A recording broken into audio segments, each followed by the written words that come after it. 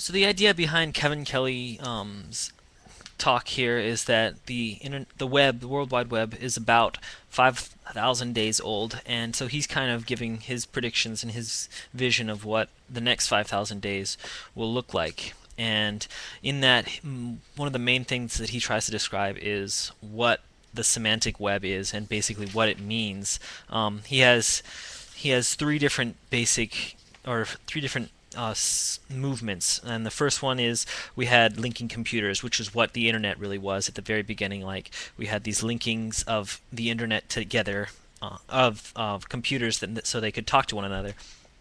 And then we moved into linking pages, which is really what the World Wide Web is today, where you have all these hyperlinks of different pages that you can get content from, and they're all connected to one another.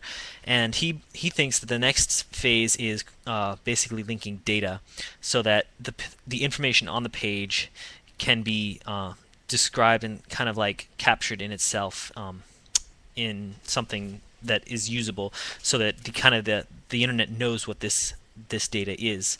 And then he says it goes on to moving to linking things, which is like pushing the World Wide Web onto the real world. And he has three different categories of this kind of themes in this, which is embodiment, restructuring, and codependence. Um, but one of the main things that I found interesting was just like, so he says all this information is available, and but really there's that it's currently not like meshed together. And see that, and that's kind of what I'm kind of envisioning, is that we have all this information, and that Web 2 or the semantic web will kind of hopefully coalesce that into usable information.